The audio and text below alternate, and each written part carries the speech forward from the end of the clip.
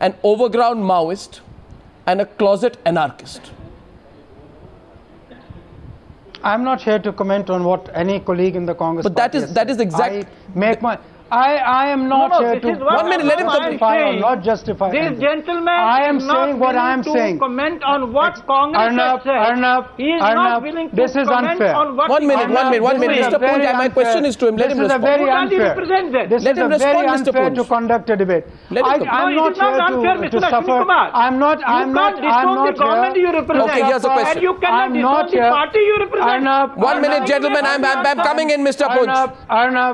Arnab, I'm not here to suffer unfair and comical interjections by Mr. Punj. I'm answering you, and the answer is this. Now, how are they comical? You are running away from the debate, and you call it comical. Every individual is free. Every individual. Let him complete, sir. Mr. Punj, let him complete. Every individual is free to express his viewpoint in the language and he chooses and has his own articulation. Okay, right. I have given you my answers in my own way. I'm not here to make a choice of words which others have chosen. Now, yes. That is not my style. I would have said a thing differently, but those who have said it must have reason to say it. Okay. I'm not. You would have said it differently. I think you say something there. Arvind Kejriwal, my question to you is, 1 minute. My question is to Arvind Kejriwal. Mr. Kejriwal, yesterday, there's a counter charge against your leader, Anna Hazare. I want to know from you, A, how do you respond to that? To a 2005 report which talks about 2.2 lakhs from the funds of a trust being used for the birthday celebrations of Shri Hazare. On this basis, the Congress party launched a direct and scathing attack on Anna Hazare. How do you respond to it? What is the response you've received? And what would you like to say in turn? You see, firstly, Anna ji had already explained yesterday. Two things are there. The government set up a Sukhtantar committee after that, the same government. And they clearly said that all these allegations are baseless and there are no charges against Anna Hazare. Secondly, let me also explain the details of this particular case. Anna ji has never celebrated his birthday. But when he turned 61, at that time, all the people around him, they said that we would like to celebrate your birthday. And Mr. Firodia, who was a senior person there, he said that I will make all the donations for your birthday. He said that on today, I don't have ready cash. He had come from outside. You make the expenditure today, and within 2 or 3 days, I will reimburse the entire amount. And he did actually reimburse the entire amount. So technically, the fault is, there is a technical fault that for 2 to 3 days or a few days, that money was withdrawn for a personal purpose by the villagers, not even by Anna ji. And that money was immediately reimbursed and put back. There is no corruption involved. It is a technical fault and in which Anna ji is not involved. So everyone has said that it was a technical fault, and he says that there are other technical faults also mentioned in the report because the accounts are maintained by villagers. So sometimes they don't know the laws, they have perhaps forgotten to submit a particular report, etc., etc. These kind of charges are there in Sawant committee report. That's all. No, there are no allegations of corruption. Ashwini Kumar, was it fair to try and pick up a 2005 report? A. B. Why was this picked up now and not the last time? C. Who spends more money on birthdays? Anna Hazare or Mayawati? Well, let me tell you this, Arnab. You don't take the third question first? Yes, I do not know why this report was picked, who picked it up, what it says. I have not read the report. But your party officially did. Spokesman of the, yes, if the official spokesman of the party has relied on the report, I think he must have fairly relied on it. Today I read in I think it is the Times of India, Justice Sawant has gone on report and said that this was a serious matter.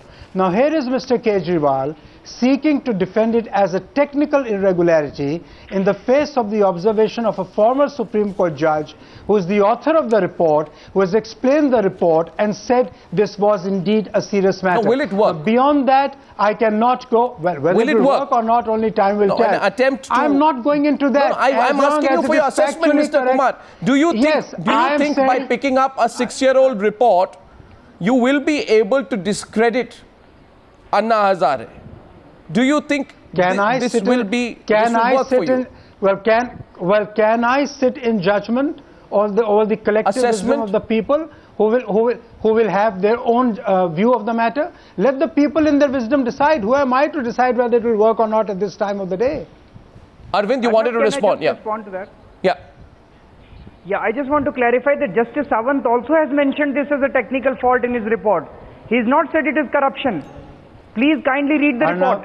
Arnab, you know, we lawyers know that every time there's a brief and every time we have to read a law in order to defend or prosecute a person, we find our own interpretations. Now, those people who are reading the report in a particular manner are entitled to read it in a particular manner. So just tell me, do you feel it will work? No, I have a simple question. I'm coming to the core of the issue. The core of the issue is this, Mr. Ashwini Kumar, and then I'll get the response from Mr. Punj. Core of the issue is this, Mr. Minister, that clearly this is an out-and-out straightforward attempt to try and discredit Anna Hazare. Now, I began the program by saying, will this be counterproductive or will it work? I'm asking you. This is a man who within 1 hour got 6,000, 7,000 people at Rajghat to sit around him. Mr. Anna Hazare is welcome to have 100,000 people surround him. I have no problem with that. I am saying that the Congress has used a former Supreme Court judge's report to read the report to the people of India the way it comes. The people of India in their judgment would decide how much weight and the third question to the report. Third question. 1 minute. Who spends more money? Those who live in glass houses do not throw stones at others. Okay, Mr. Punj, where do you stand on that? Well, I agree with Mr. Ashwini Kumar that those living in glass houses should not throw stones on others. But I don't fail to understand, knowing the truth very well, how come Mr. Ashwini Kumar and his party have been busy throwing stones at others while they are themselves in glass houses, and everybody has seen the sort of corruption they have indulged in. And now the fact is that the moment Congress is faced with a difficult situation, it activates its dirty tricks department. And when I recounted the history, Mr. Ashwini Kumar was quick to say that this is a comical response. The fact is that Mr. Ashwini Kumar is a very evasive panelist because he is not here either to answer for what the government is going to do or is going to do. He will tell the anchor and the other people on the panel, you please go and ask the Delhi police. Then what for are you here? And if you ask about the attitude or a statement by the Congress party, then his response is, they must have done something in their wisdom. If they have done something in their wisdom, and you cannot either stand by that or either deny that, gentlemen, I don't understand what you are going to do. This is now becoming really. Uses long sentences and without saying anything. In fact, he talks a lot and says nothing, because if you go through his statement, you will realize that I don't want to get into a gentleman. I don't want to get. I want to bring it back, gentlemen. It doesn't add too much. Mr. Punj, my point is this: I don't want to get into a response, counter response. Mr. Kejriwal, just take 1 minute. My one question is this. My one question is this: tomorrow morning, if Anna Hazare says, I am marching. Arvind, you're going to start marching with Anna Hazare, I'm told, in the morning towards JP Park. What time do you... We are all going together. No, but there's a prohibitory order. Now what will you do? There's 144 has been imposed. What will you do? We feel that prohibitory order that has been imposed is unconstitutional, it is illegal, we'll defy that order. No, and you'll be arrested. So Anna Hazare and you will inevitably therefore be courting arrest. Yes, looks like. And regardless of that, Anna Hazare will fast in jail, you're saying, if required. Yes, that is what he said. What's the purpose? Will it, just 1 minute, Ashwini Kumar, what's the purpose? If Anna Hazare is arrested tomorrow, don't you fear there will be more people who may turn up? Well, Arnab, I've got your question. Let me just answer. I'm now more and more convinced that Mr. Punj is indeed comical. No, 1 second. In fact, if Mr. Punj on the issue of corruption is going to show us the glass house, then I should ask him that a party that is bathed in corruption, whether it is Karnataka, which you exposed, or Uttaranchal, or Madhya Pradesh, or the Rath Yatra of L.K. Advani, then this people of India, in whose judgment he and I have so much faith, and will certainly react and show them okay, now can you arrest? Now to the point. Now to the point. Can you arrest? On the question of the... yes. 1 minute. Can you arrest? Can you arrest Anna tomorrow? On the question of the consequence... On the question of the consequence of arrest... And he is just hedging. 1 minute, Mr. Punj. Mr. Punj, I am asking the government. I have to answer. I am asking the government. I have to answer. Now, you asked me a question, Arnab. Arnab, you asked me a question. Arnab, you asked me a question. If the law is violated, the law will take its course. Law is no respecter of persons, and I will not argue this in a state of conjecture. But if, as Mr. Kejriwal has said, that 144 is indeed in force, and the consequence of violation of 144 are X for ordinary citizen of India, I take it that law, being no respecter of persons, will be invoked and the consequences will flow. Law will take its course. That is the mandate of the law, and that is the responsibility of the government to uphold the law. Mr. Kejriwal, last question to you. If Anna Hazare and you are arrested tomorrow, do you think this fast, this time, will be as successful as the last time? What does Anna Hazare believe will be the consequences of an arrest tomorrow? What is your own team's assessment if he is arrested tomorrow by the government? Arnab, just wait and watch. I think many people, thousands, lakhs of people are going to come on the streets. And I think the way the government is handling the whole thing, it is going to backfire at them. Recoil on that. Okay. Mr. Kejriwal, you owe it to the country not to create a state of anarchy. Please have good sense prevail. There are constitutional and democratic forms of protest. The parliament, which reflects all shade of political opinion, including the BJP, whose valiant defender is on this channel, should be able to persuade the Parliament of India to have certain provisions which you think must be there. But at the end of the day, I want to ask Mr. Kejriwal, you and Annaji, one question. You talk of democracy.